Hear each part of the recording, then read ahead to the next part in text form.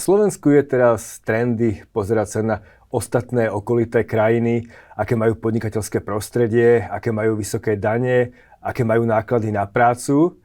A v týchto rebríčkoch, v mnohých z nich je na popredných miestach krajina Gruzínsko.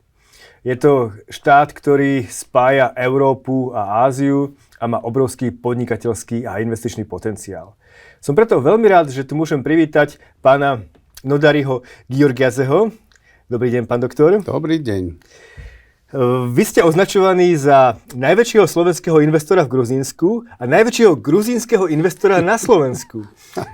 Predpokladám, že v tej sume, ktorej som čítal, 250 miliónov eur alebo dolárov, asi nikto nebude väčší. Áno, dúfam to tak, pretože po mojej informácii dokonca aj mám nejaký prehľad ako aj honorárny konsul Gruzínska na Slovensku. Toľko investícií zo Slovenska a z Gruzínska na Slovensku zatiaľ ešte nikto nerobil. No to není preto, že je taký hrdý a tak ďalej. Lepšie bolo by, keď niekto dal by viac do toho. Ja byl by šťastný. Áno, áno. Ten obchod má veľký potenciál na rast a investície tiež medzi oboma krajinami. Ale mňa zaujíma ten váš začiatok, pretože ten je fascinujúci. Vy ste v podstate nezačali podnikať v Gruzínsku ako rodený Gruzinec, ale na Slovensku. A ešte dokonca aj v pomerne neskorom veku. Ako ste k tomu dostali? Môžete nám povedať?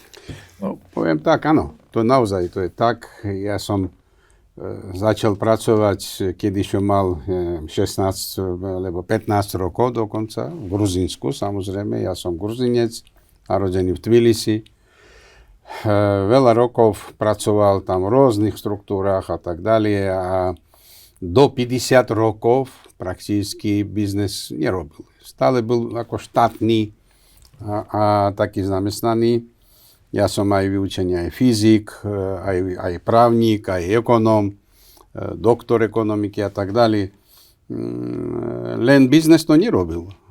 Ja to začal robiť, kedy mal 50 rokov a začal to zaujímavať na Slovensku.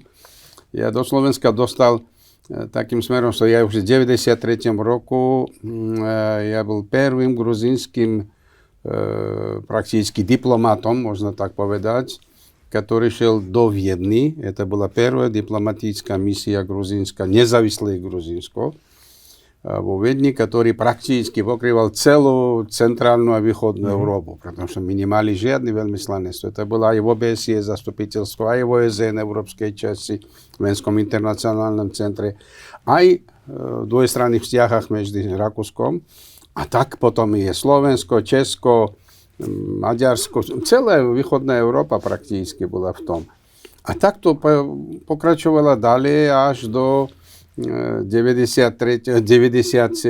roku. Potom bol ako vojak, bývalý veterán afgánskej vojny.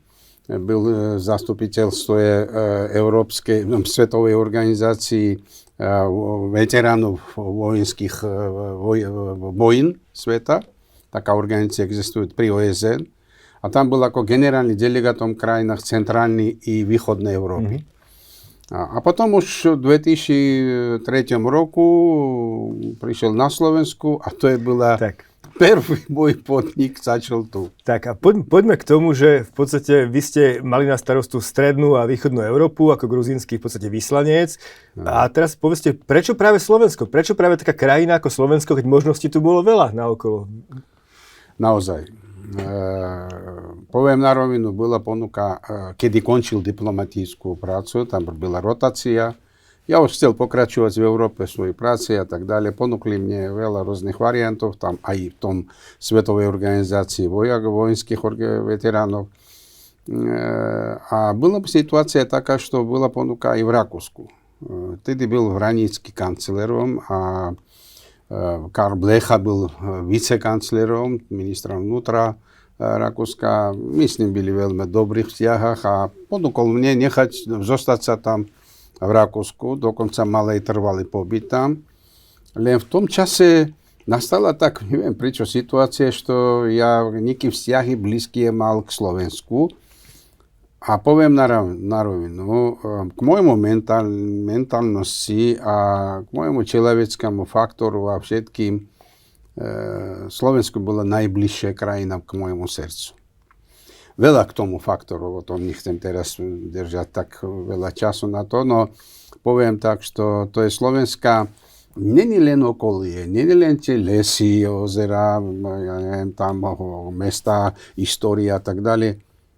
Najväčšie bohatstvo na Slovensku, to, čo ja videl a doteraz ja v tomu 100% verím, to je ľudia. Ľudia so svojím srdcem. Ešte raz, ja som, není nacionalista, není taká, vidíte, to je, ja veľmi vážim každú náciu, každý národ a tak ďalej, no to, čo na Slovensku existuje, človecký vzťah, i keď človek tebe verí, ty mu veríš a spolupracujete, vzťahy také normálne, človecké, ktoré ide od srdca. Nie len od hlavy, a ešte od srdca. To je to, čo na Slovensku taký ja prakticky po všej Európe pokračoval. Ja v 55 krajinách býval na svete. Nič podobného ako na Slovensku nevidel. A to je stále tvrdím aj mojim gruzínskym, alebo aj iných priateľov v iných krajinách. Tak, ale tam to musí byť rovnaké v Gruzínsku, nie? No, preto i pre mňa to bylo ako vidíte, také pre mňa bola ako normálna životná záležitosť, pretože aj v Gruzínsku je tak. Tam je, napríklad, u nás hovorí sa takisto aj ako na Slovensku, v Gruzínsku hovorí sa tak, hosť od Pána Boha. To je znamená, on je najdôležitejší človek. Keď tebe hosť prichádza, keď nemáš doma napríklad všetko, nemôže každý mať, tak susedy donesú, niekto paradajky, niekto uhorky, niekto sír, niekto mäso, niekto víno, chlieb a tak ďalej. A zberajú sa všetci, pretože to majú hostia. A to je hostia od Pána Boha pre všetkých. A až do rána mogú cítiť sa písať príbytky s tým neslovým človekom a im hovoriť o rôznych vecách, ani debatujú to a tak ďalej. A teraz poslední roky Gruzínsko, ako aj na Slovensku, v dedinách, ľudí stali veľkými politikami. Preberajú tu všetko svetovú politiku a tak ďalej a tak ďalej. To je niekedy sidíš tam, pozeráš na to, v srdce usmívaš sa, no raduješ sa k tomu, že je takí ľudia, akí je Slováci a Gruzínci. Tak. A poďme teraz od tej politiky na dedinách k tej ekonomike, k biznisu, pretože vy ste tu založili firmu, ktorá má názov Gino Holding, a je v podstate veľmi, veľmi veľká v tých oblastiach a možno mnohí ju nepoznajú, ale pritom určite každý pozná Akvapark Bešeňová. A to je vlastne váš prvý projekt na Slovensku. Áno. Ako vlastne ste dostali k tomu, že človek, ktorý robí v podstate v veľvyslanectve, robí medzinárodnú politiku, prejde a začne podnikať a práve v takej oblasti, ako je Akvapark? To je veľmi odvážne. To naozaj. To je byla trošku taká situácia tragikomická, ja tak povedal by, pretože keď už mal 50 rokov a za tie 50 rokov ja stihol byť aj prvým ministrom obrany Gruzínska, aj zástupcom ministra do toho išiel vnútra, aj veľvyslancom a tak ďalej. Veľa rôznych funkcií v mojom živote bolo. A hneď 50 rokov a pre sebe zamyslel sa, a čo ja mám? Všetko, čo mám, to je od štátu. Áno, používam tie blaho, ako hovorí sa. Len ja sam nič nemám, aj moja rodina, jeden dom a jednu chatku. A mám 2 dcery, mám 5 vnúkov, mám už skoro 3 právnukov mám. A tak ďalej. Ja chcel by niečo aj sám to dokázať. Dokáže mi ja vôbec bez podpory štátu niečo urobiť? A na Slovensku, kde ja prakticky nikoho nepoznal. A dokonca aj jazyk nevidel slovenský, samozrejme. A tak ďalej. Prišiel tu a to bola moja akoby výzva veľká. A prvýkrát, keď my šli do toho projektu Bešeňová a moja manželka Lali a ja stojíme, pozeráme na tie bazény a manželka začala usmívať sa. Dokonca nafotil mňa v tom čase. Počúvaj, Nodar Georgádze, generál, veľvyslanec, profesor, doktor a tak, a riaditeľ bazénov. Niečo taká bola, to je bola veľká výzva, naozaj. No, vidíte, to je 50 rokoch človek je už to taký skúsený, má veľký prax, vie to veľa o čom. pozná veľa ľudí rôznych a tak ďalej. Toto ja využil, maximálne využil aj svoje poznanie života a tak ďalej a obišiel veľa krajiny. Za 3 mesiaca prakticky byl v 12 krajinách a pozeral, ako tam funguje tie akvaparky. Zaučil sa k tomu, vyštudoval trošku. A potom dal architektam nejaký, aj potom história Slovenska, čo ľuďom páči sa, prečo tak vtedy veľa ľudí chodili do akvaparkov, aj do kúpalisk. Tak to bola z Polska, Česka, a Slováci málo bylo. V tom čase bylo málo Slovákov, to bola viac Češi a Poliaci, napríklad v Bešeňove. Ja by to kúpil kúpalisko. A vtedy v tom čase Slovákov bylo 20% a ostatní byli Poliaci a Češi. A to bylo zlé, pretože v krajine musí byť svoj naturálny návštevník, vizitori, to je najdôležitejšie vizitori. A preto ja tam dal takú filozofiu, ktorý architekti veľmi dobre pochopili. To je bola Fisher & Partner, taká štruktúra architektonická, ktorí to urobili a aj doteraz oni robia dvešeňové projekty pre nás a tak ďalej. A musím povedať, že to projekt vyšiel naozaj veľmi dobrý. Už môžem povedať, že v 2014 roku už 800 000 vizitorov mal ten Bešeňova. A Bešeňova už v 2008 roku dostal do EVA, to je Európska Water Park organizácia, dostal prvé desiatke a doteraz je stále on prakticky v tom. Nestráca. A musím povedať, že keď ja v svojom čase, ako hovorí sa, predal akoby TMR-ke, tak častočne toto podnik, pretože niečo nechal a potom postavil aj ten hotel Aquamarine. Ja stále hovorím, že ja nepredal Bešeňovu. Ja vydal za bohatého, sympatičného a dobrého chlapa, ktorý pozerá za moju dcerku. A doteraz musím vám povedať, že TMR-ka, čo robí v Bešeňove, ja ich veľmi pekne ďakujem za to, čo robí, pretože to robia správne v tomto smerom, ako to bola v samom začiatku, tá filozofia je nastavená. Tak, ale vy ste ten človek, ktorý nastavil tú filozofiu, pobehal v zahraničie, nabral tie best practices, to, čo by pasovalo na Slovensko, ponúkol to Slovákom a oni to veľmi radi prijali, veľmi radi tam chodia. Ale to nie je jediná vec, ktorá je na tej Bešeňovej zaujímavá. Druhá vec sú apartmány, ktoré s tým súvisia. Znamená, ponúkali ste im možnosť, aby si kupovali apartmány, čo sa mnohým ako zapáčilo a ten model asi fungoval veľmi dobre. Áno, aj toto aj teraz funguje veľmi dobre a ja som veľmi rád, že mi dokázali aj v tomto prípade, tiež nie len v prípade akvaparku, aj v tomto prípade postaviť, ja by tak povedal, najlepší a najväčší v tom regióne minimum, zatiaľ je tak, ten hotel Aquamarine, kde je 235 apartmánov. A dokonca tam predávali tie apartmány majiteľom s tým, že to tam garantovaný výnos oni musia byli tam mať. A veľmi rád, že mi dokázali, aj stále pokračujeme tam, že tie ľudia dostávajú svoje výnosy. A najdôležitejšie v biznese dôvera. A najvýznejšie je splniť svoje slovo.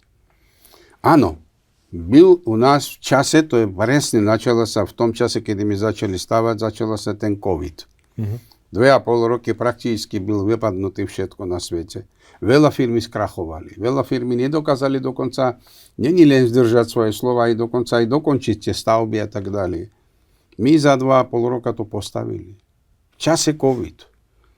Jedine, čo byla, to je byla niekoľko mesecovým presunutým akoby kvázi otvorenie toho hotela a vyplatiť tým ľuďom, ktorí musí byli za to dostať. Více oni nebyli, a ich my byli, akoby to je byla force majeure. No v biznesi a v človeckých vzťahoch force majeure je jedna vec a druhá vec to je dôvera. Preto my zobrali na sebe toto riziko tiež, presunuli len trošku my tie platby a tak ďalej, no všetkých vyplatili prakticky. My teraz máme vyplatených všetkých a platíme pravidelne všetkým v svojom čase tie výnosy, ktoré my im slúbili. A není len na Slovensku. Aj v Gruzínsku mi podobné.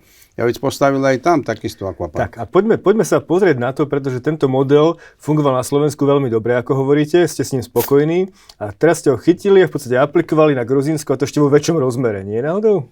Trošku veľčom, áno. Tam teritoriálna, tam je okolo 30 hektárov, to, čo teraz v Gruzínsku my realizujeme. Tento projekt akvapark už 10 rokov tam postavený. Volá sa Gino Paradise, samozrejme. No, tam takisto postavili aj taký hotel, tam je menšie, tam okolo 218 izeb. No z toho skoro polovicu mi tam predali. Ďalší už potom banka povedala, že netreba predávať, pokračujte ďalej, pretože to vynikajúce ide biznes. Ľudí chodia, zarábajte, tak z tých zárobok platíte banku z ostatok úveru. A preto my, záujemcov aj teraz je tam. Cenové trošku menej ako na Slovensku, samozrejme. Na Slovensku my napríklad v Bešeňove poslední apartmány predávali za 6 000 eur plus DPH. Mm-hmm. A v Gruzínsku to je trošku viac ako polovica, tak 3,5 do 4 000 to bola. A tam je v Gruzínsku ešte taký zákon, že keď vy turistická firma a budete to prevádzkovať ako hotel, tak nemusíte DPH-čku pri kúpe zaplatiť. To je veľmi dôležitá bola vec. Preto keď človek platil, ja neviem, 3 alebo 3,5 tisíc eur za štvorec, to je bola už bez DPH a to je v tom všetko. Nemusí bola ešte DPH-čku zaplatiť, ktoré tebe nevráti sa, nie potom z prevádzky. Takže toto takto fungovalo a preto predala sa veľmi dobre a teraz my ďalej rozširujeme tento projekt v Gruzínsku. No predtým, keď projdeme do Gruzínska, musím povedať ešte jednu vec. Kašteľ Orlové. Tak, poďme možno práve k tomuto, lebo v Gruzínsku ste začali kedy byť aktívni? V akom roku? Gruzínsko 2012. Tak, ale medzi tým vy ste na Slovensku pustili práve do rekonštrukcie niečoho, čo na prvý pohľad nemá nejakú veľkú biznisovú logiku. Prečo ako veľký podnikateľ ste išli do niečoho, čo možno nie je až tak, že teraz budem investovať do projektu, ktorý mi prinesie obrovské exponenciálne zisky, ale do niečoho iného, ako je ten kašteľ Orlové. Čo bolo zámerom celého toho? Keď ja prešiel na kašteľ, tam chcel povedať o tom, že ja som hrdý za to, že tento kašteľ dostal 16. miesto medzi 50 najlepšími butikovými hotelami sveta. To je na Slovensku ešte nikto tako nemal, aj dokonca v Čechách. Medzi 50 najlepších svetových butikových hotelov. Tento hotel dostal. A plus minulý rok ešte dostal prvé miesto v Európe ako najlepší historický svadobný hotel. To je neuveriteľné, to všetci divia sa k tomu. No je fakt. Otozdali v La Scale, tam v Miláne, bolo také otozdanie tých, a toto tam náš riaditeľ byl tam a otozdali mu ten zlatý medail a potvrdenie k tomu a tak ďalej. Toto ja chcel povedať. No, to, čo vy teraz povedali, áno, to je taká vec. Keď ja predal to akvapark, no, tú hlavnú časť, témerke, hodné peniazy tam mi zarobili. Ja pre sebe rozmýšľal o tom, čo ja môžem urobiť pre tú krajinu. No dobre, Bešeňová to je bola taká nová, taká niečo otvorenie k tomu biznesu, prístup. Veľa ľudí naučili sa chodiť do akvaparku, krčmach už mala chodiť. Prepáčte, no, to je tiež je. Rodinami začali tam chodiť a tak ďalej. A čo môžem teraz v tomto regióne urobiť? A keď videl ten taký katastrofický stav toho kašteľa, išlo, no môže byť, ja neviem, 4-5 rokov a tá kašteľ môže byť aj zrutil sa, že tam bola strecha otvorená, zatekala a tak ďalej a tak ďalej. Ja sebe dal takú vec. A prečo by to, čo ja zarobil tu na Slovensku, nenechám tu na Slovensku s tým, že obnovím niečo a vrátim tým ľuďom, ktorí tu bývajú, svoj majetok, svoj hrdosť, svoju históriu. Toto je história tej krajiny. V 1612 roku to bola postavená. my urobili historický archeologický preskum. Ja to objednala 6 mesecov, ľudia pracovali aj v Rakúsku, aj Maďarsku, aj Slovensku, aj Česku. A urobili taký obrovský knihu, kde to, čo ja to čítal a videl, ja neveril sebe. V svojom čase ja to chcel urobiť ako svoju rezidenciu. A tam 6,5 hektárov anglický lesopark, vynikajúca obrovská budova, prečo by nie, ne? A potom, keď ja to prečítal, ja prišiel k tomu, že bože môj, to je história tej krajiny a tam tak veľa čo, že nemôžem toto len nechať jednej rodine, to nevadí, to je Georgádze, alebo Petrov, alebo ja neviem, kto tam bude, tam Morkvička. To musí byť pre ľudí. Ľudia musí to chodiť a byť hrdým za to, že majú takú históriu. Na Slovensku veľa rôznych kaštelov, veľa rôznych tam citadelov a tak ďalej. Len keď máš takú niečo a nechať si ho, že to zrutil sa, tak, no to je katastrofa potom. Samozrejme, nikto, normálny biznesmen, 15 miliónov na opravu takého kaštela, kde má 47 izeb, to určite nedá. To je nikde v živote, nevráti sa samozrejme. Len nevráti sa mne. Personálne, no daru Georgádze. No vráti sa krajine.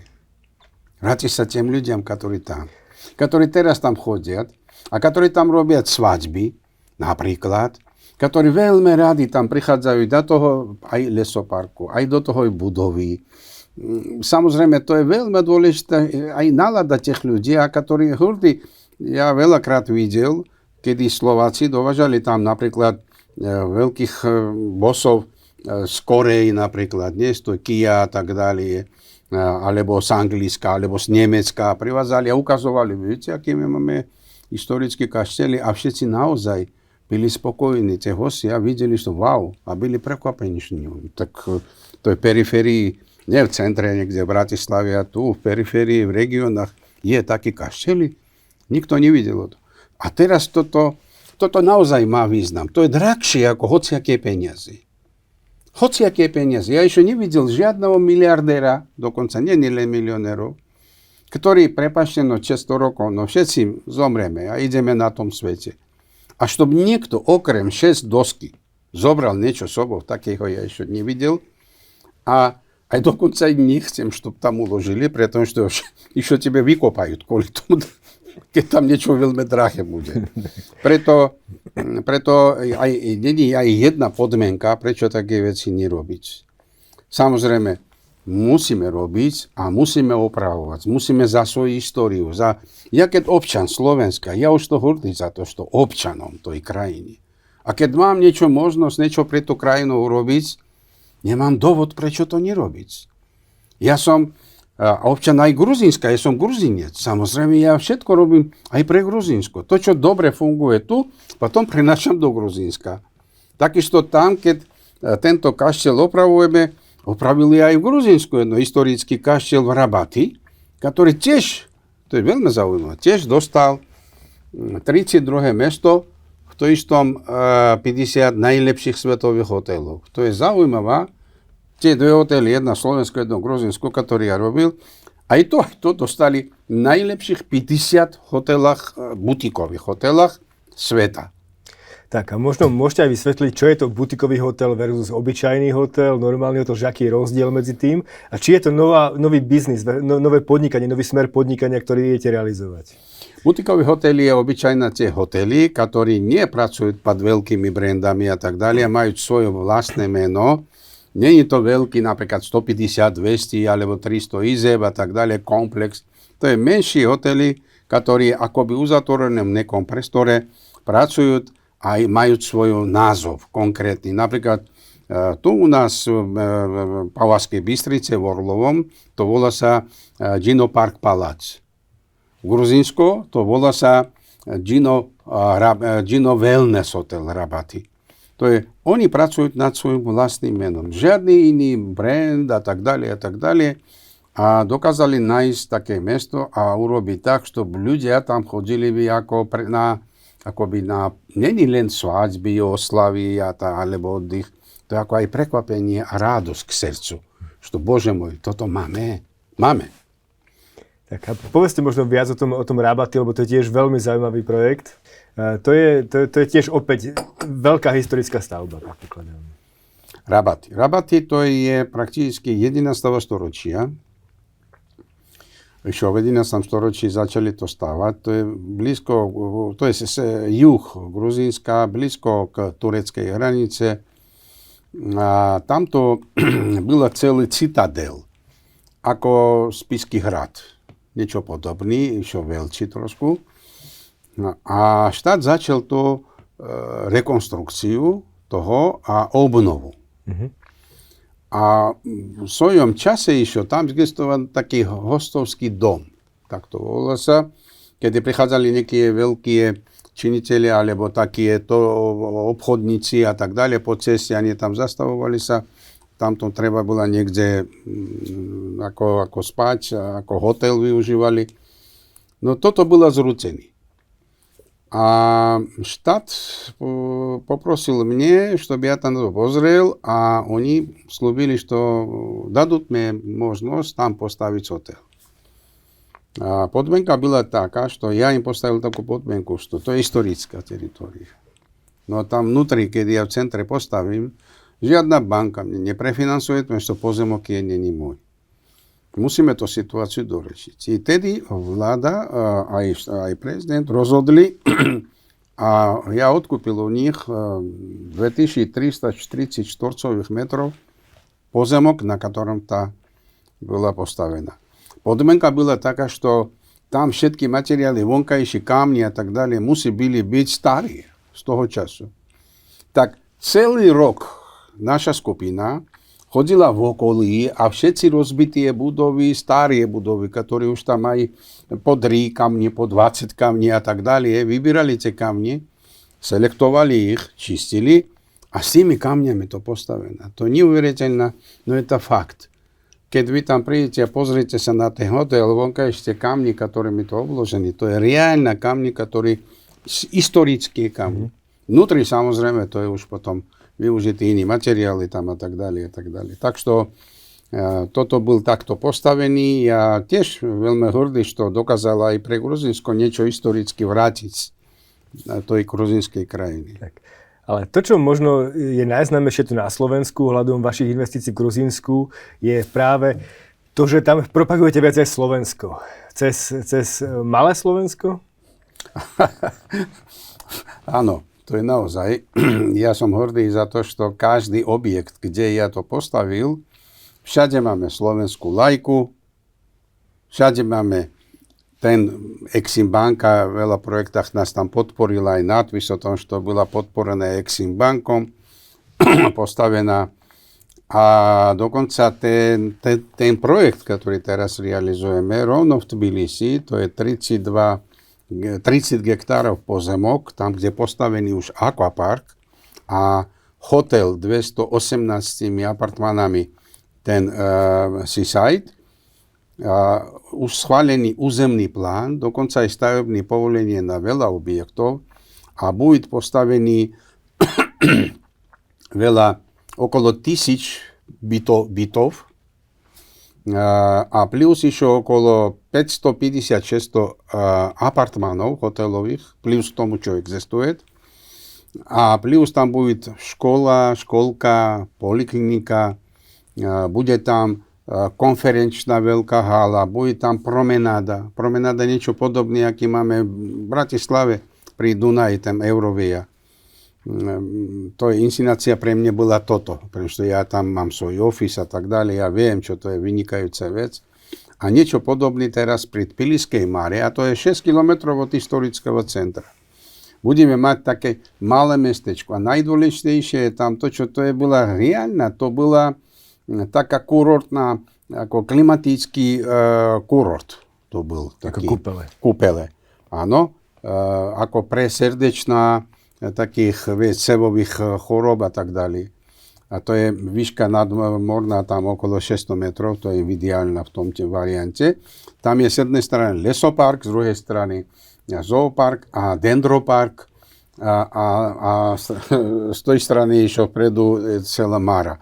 To je prakticky ekologicky, turisticky malé mestečko, kde obyvateľov bude okolo 3-3,5 tisíc. Tam išlo aj obchodný centrum dokonca. Aj biznes centrum. A tam je plusy v tom, že na tej teritorii auta vôbec nebudú pohybovať. Noci to zatvára sa.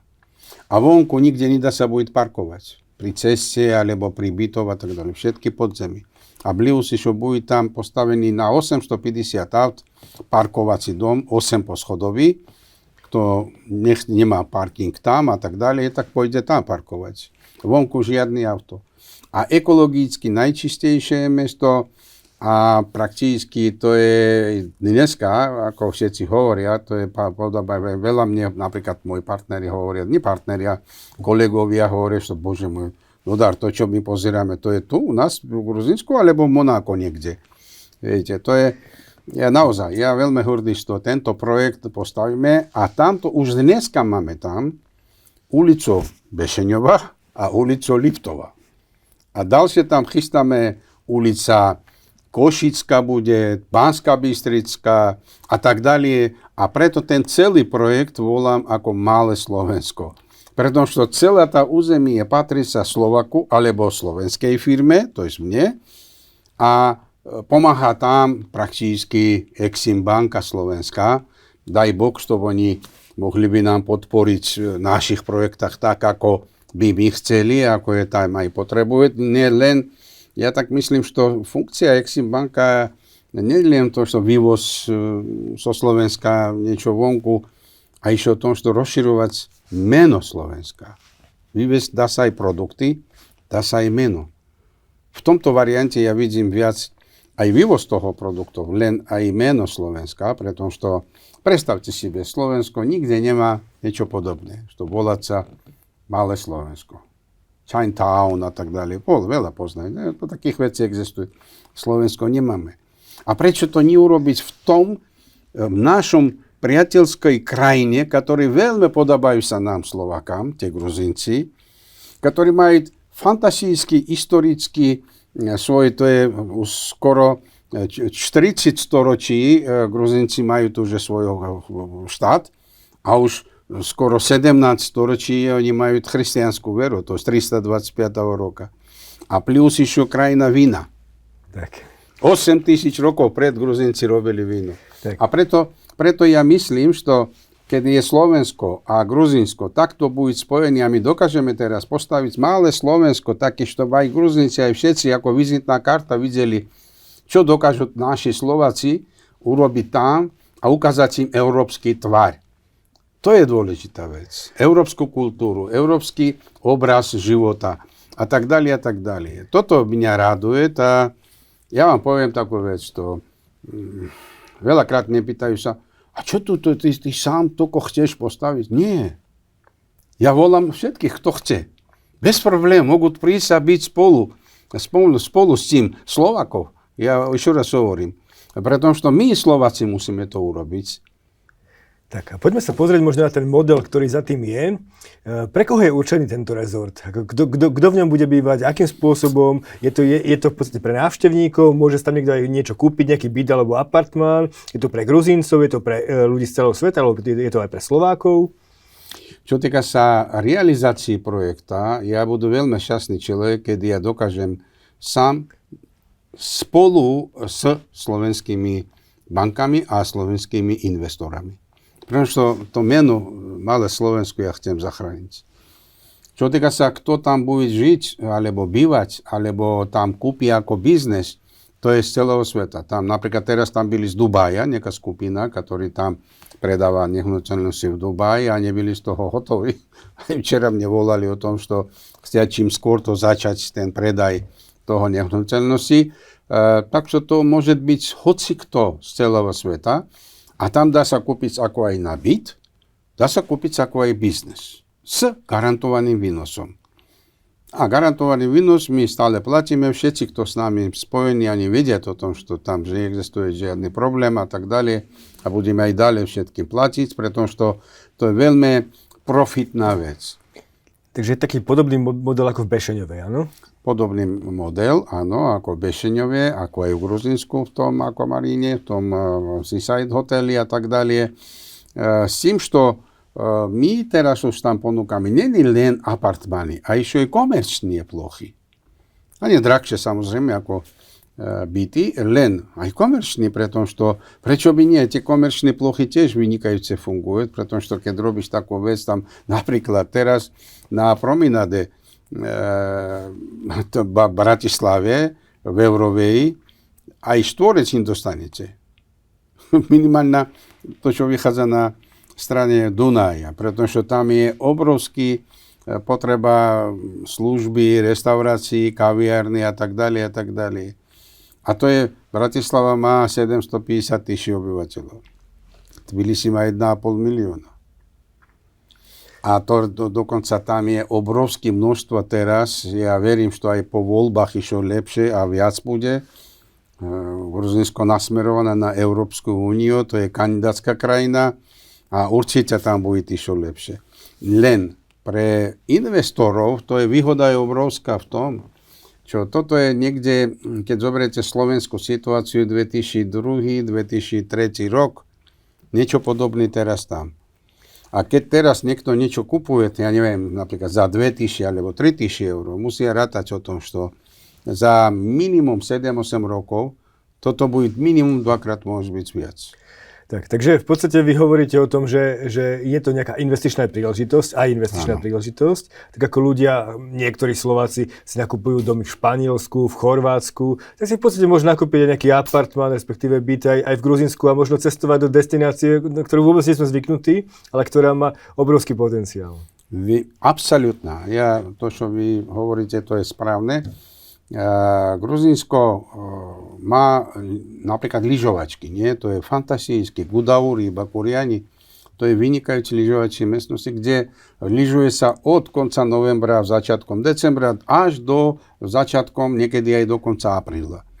Čo týka sa more, tam Batumi, to je prakticky more, Černé more, vynikajúce plážami a tak ďalej.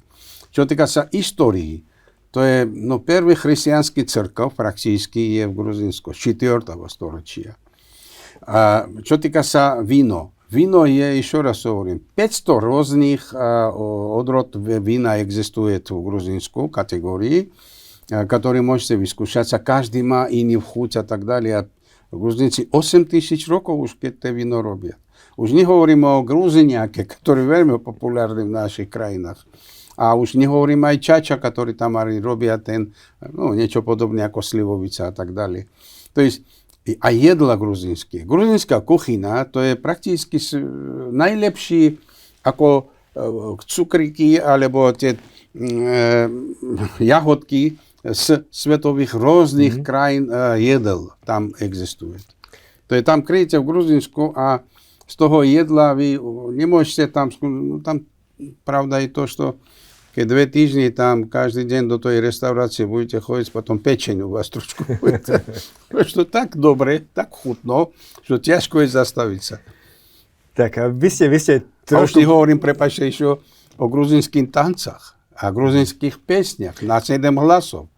To je prakticky každý večer, keď ja v Gruzinsku idem, a tam je niekde, vieš... Ja som v Gruzinsku nikdy nebol, počul som o veľmi priateľských ľuďoch, čo je tá ďalšia veľmi pridaná hodnota, o ktorej ste hovorili na začiatku. Ale ja idem opäť k tomu, že v podstate tam je teda priestor pre cestovný ruch počas celého roka. Máte tam trošku vyššie kopce, ako my tu na Slovensku. No, Kaukaz.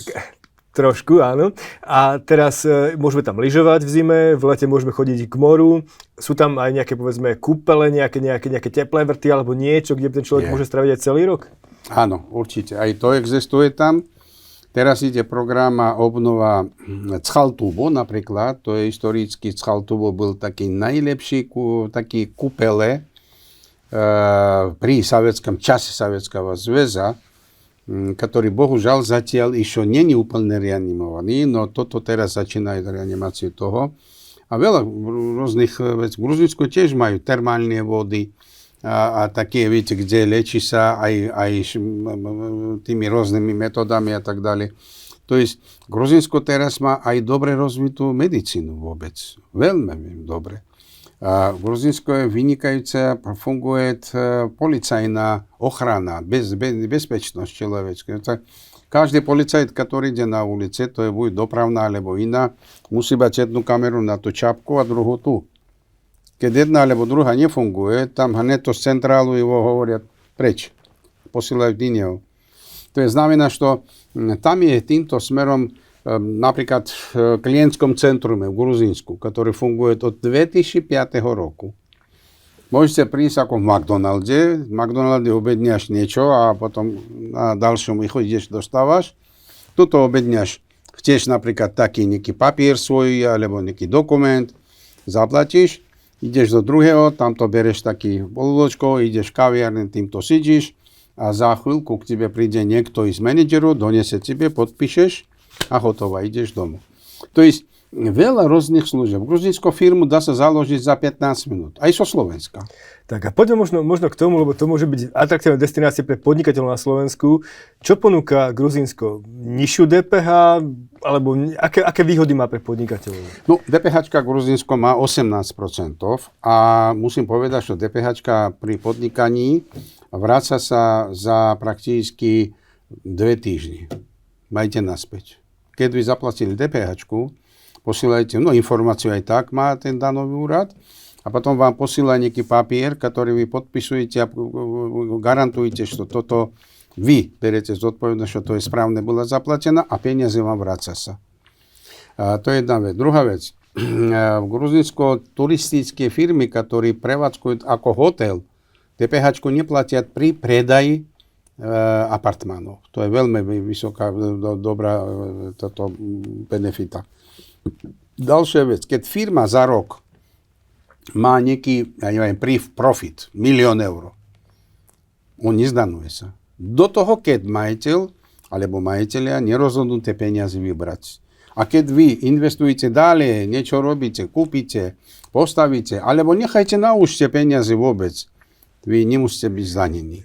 Aj nezdanujte. My hovoríme ako estonská daň, niečo podobné, ale je to aj gruzínska daň v zásade. Hej, že platíte daň z príjmu, až keď vyplácate tie zisky. Presne tak. Takisto tam napríklad daň z nehnuteľnosti. Daň z nehnuteľnosti vy platíte v tom prípade, keď váš profit za rok preskočil 40 000 lari, to je približne okolo 15 000 eur. 14 000 eur. Keď vy profitujete viac ako 14 000 eur, tak potom vy musíte zaplatiť daň z profitu, z nehnuteľnosti.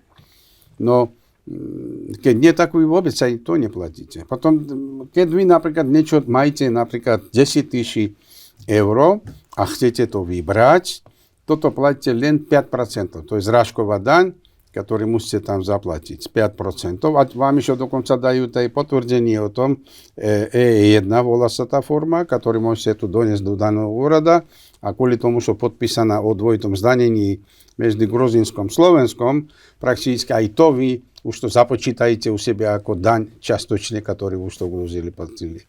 Veľa rôznych vecí. Viete, v Gruzínsku je veľmi taká, ja by tak spovedal, ako podnikateľ, je v tom smerom je veľmi taká.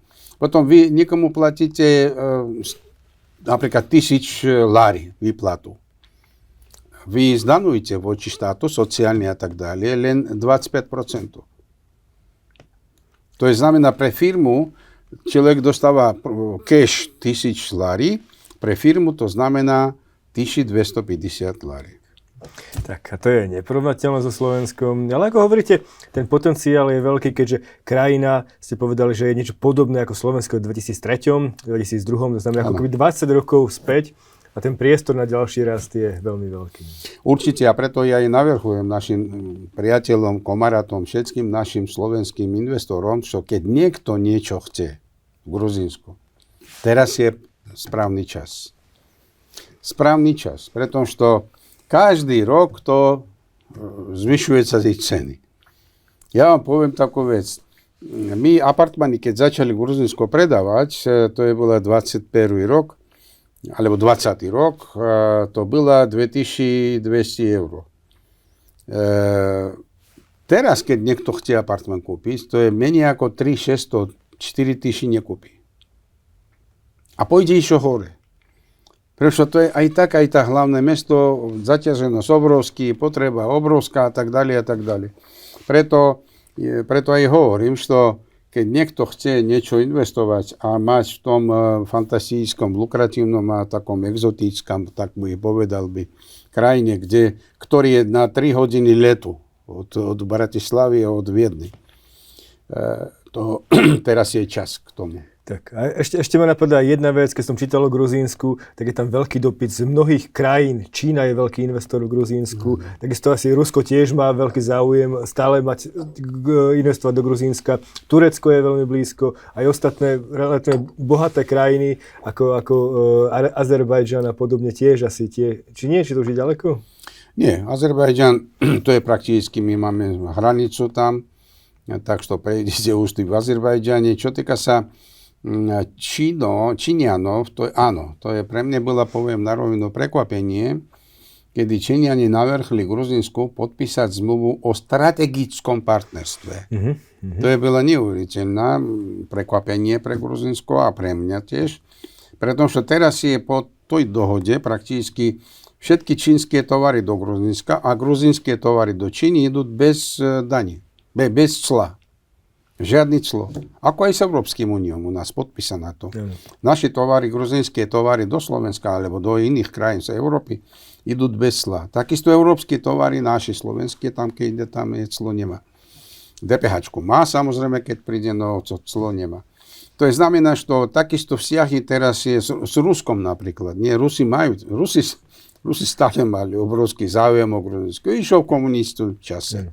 To je Gruzínsko v čase komunistického periodu, to je počítala sa ako najlepšie, to je bola taký VIP zóna oddycha pre takých najbohatejších alebo najväčších činiteľov Sovietskeho zväza. Kde oni chodili? Alebo v Gruzínsku, alebo Krym. To je bola dve také mesta. A taky aj zostala sa teraz napríklad veľa Kazachstan veľmi ťaha sa do Gruzínska. Azerbajdžanci samozrejme, Arméni tiež naši susedia. Turecko samozrejme historicky mal a má doteraz svoj záujem, jasné, že aj investujú tam a kupujú. No v poslednom čase ja vám poviem, že len v mojich projektách už okolo 100 Slovákov, ktorí investovali do Gruzínska. Len v mojich projektách. Okay. Ja ich hrdý za to, že doťahol Slovákov tam a budú ťahať ďalej, pretože to je naozaj zaujímavé. A nie len Slovákov, ale v podstate celá Európska únia má si veľký záujem sa rozširovať smerom na východ a Gruzínsko je potenciálny cieľ už možno niekoľko rokov. Uvidíme. Áno, pred mesiacom, dúfam, takto mesiac bude, tam bola skupina takých podnikateľov Poľska, ktorí tiež veľmi aktívne začínajú pracovať na gruzínskom trhu a chcia tam dať peniaze, investovať a vstúpiť do energetických projektov. My teraz máme tam 25 MW elektráren fotovoltaickú, gruzínsku. Aj do toho ani chceli a tak ďalej a tak ďalej. Veľa Čechy veľa išlo chodia. Tam dokonca pro Georgie, tam energetická, tam je česká firma, tam nachádza sa. Takže to je prakticky česká firma, drží 25% alebo 30% energetiky Gruzínska. Takže tam je, už to Európa je už tam. Tak. A tam sú hlavne vodné elektrárne, čo môže byť zaujímavé aj pre Slovensko v zásade svojím spôsobom. Áno. Tuž 80% energie máte z vody, čo je tiež úžasná vec. A ten potenciál slnka, vetra je tam tiež ďalej veľký. Ja myslím, že potenciál slnko, vetra a geotermálnej vody v Gruzínsku je tak veľa, taká obrovská, že okrem malých tento hydroelektrostánic tam ja by v Gruzínsku nebol by rád stávať. To veľké nádrží vodný to je, chceme alebo nechceme, to mení klimatické podmienky. Malý je OK, no veľký je tam, kde niekoľko desiatky kilometrov štvorcových, kedy voda zberá sa a tak ďalej, to mení okolie, bohužiaľ. Preto, a keď máš tak veľa, v Gruzínsku je 1500 hodín slnko ročne. U nás na Slovensku 1100. Je tam veter tam stále niekde niečo fúka. A potom aj na Kaukaze je veľa teplej vody. Veľa, obrovské množstvo. Tak ten potenciál obrovský, som veľmi rád, že ste nám o ňom povedali, takže ďakujem veľmi pekne pánovi doktorovi Nodarimu Georgiadzemu, že ste prišli a porozprávali o tom potenciále a vôbec aj o vašich veľkých investíciách na Slovensku aj v Gruzínsku. Ďakujem. Ďakujem veľmi pekne a ešte raz chcem poďakovať váš kolektív Trend za fantastickú prácu, ktorú vy robíte, ktorí všetci normálni ľudia, ktorí podnikatelia minimálne na to čítajú vás, rádi vás a chceli som využiť tú takú možnosť povedať vašim počúvateľom o tom, že teraz skoro bude aj nový rok, začne sa 25. rok a musia všetci Slováky v 25. roku milovať seba, svoju rodinu a svojich susedov, všetkých 25 krát viac, ako bolo doteraz. Milujte seba, milujte a vážte svoju krajinu, našu krajinu. Ona to zaslúži. A musíme to robiť. Nič sobou nezoberieme, okrem lásky a sílu, ktorú necháme s tým, to, čo urobíme našej krajine a necháme našim deťam. Ďakujem. Ďakujem pekne.